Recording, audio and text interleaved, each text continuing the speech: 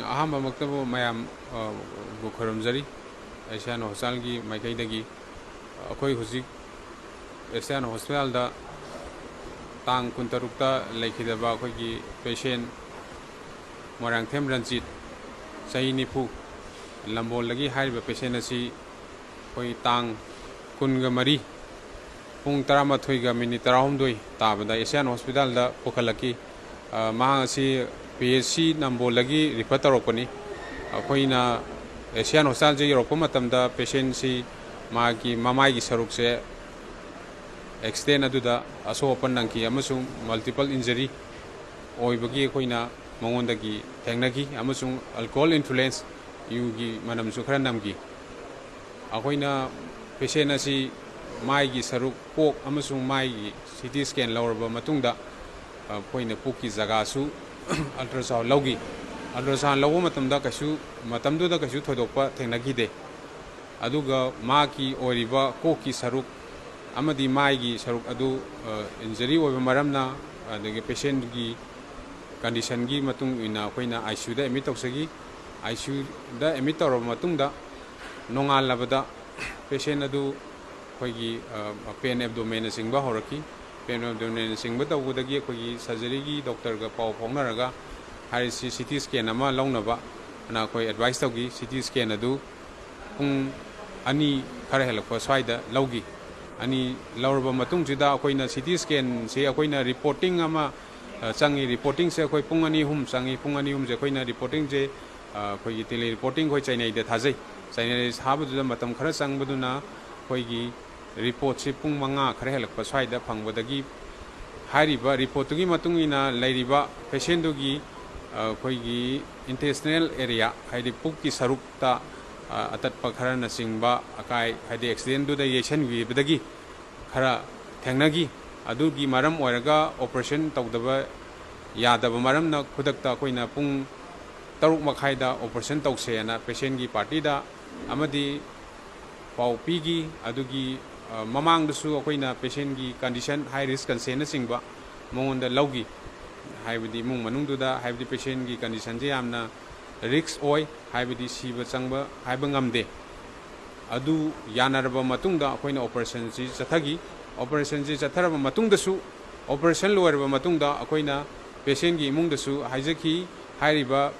condition si yamna phatte hairiba manungda operation tawba matamda khogi tibong tirin gi saruk intestinal gi part ta khogi infection tawrokpa mayam do phattaba haudi mayam loina saithokpa du aduda thomba amangba na singba phata haudi mayam do na infection ama lakani sina tungda phattaba tholakpa su yai haibadi tambang amde sidi siba changba haibadi 50-50 gi chance ni hairaga moidusu pau pizagi pau piraba matungda akoina patient amu ICU da thamjagi ICU da thamba matungda duga tang kunga taruk tagi patient si condition je kitang unstable oiba masada sor honba waba adagi mangonda awaba BP gumba koigi drop torokpa horaki haibadi operation do tawraga koina mangonda ngasagi infection tawgiba haidi phata haudi na chingba mayam mangonda pukki marungda saithoktuna leiriba mayam duna mangonda hanagi mangonda sonjaba masadu leiramba na haide mangonda tolerate tawba ngamdaba adagi BP na chingba adagi soron baje pick up tawpa ngamaktabadagi masi cardiac arrest satpa cardiac arrest lapodagi masi laikhidabani adana patient si pung mariga minute kunga manga swaida koina declare tawba matamdasu patient gi manangpa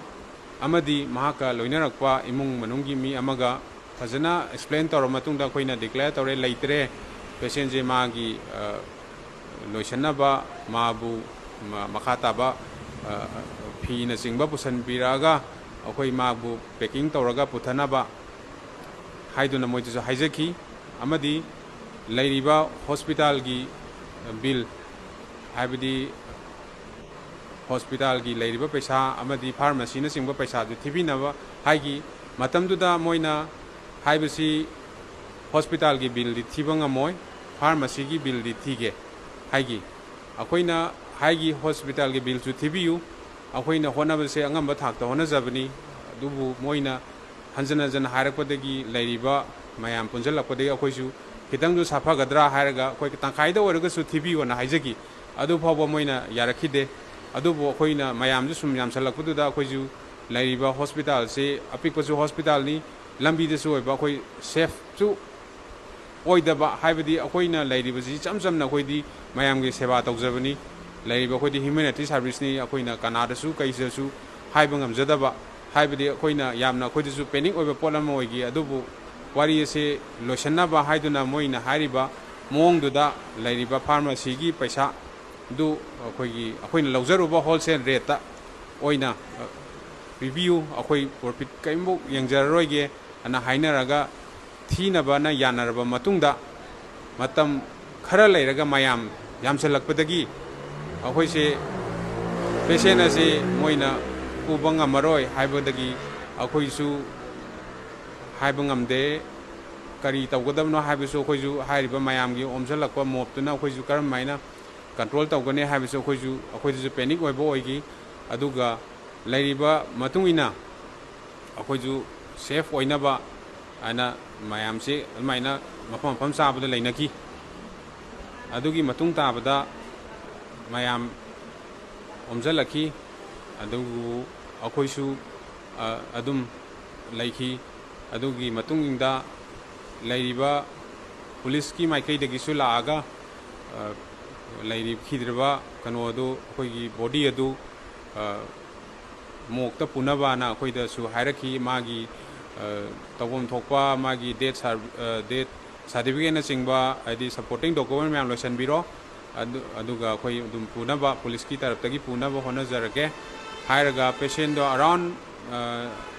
akoi gi pung ahum makhai taram dai swaisida police ki team ama tawraga patient do hospital ji pubiki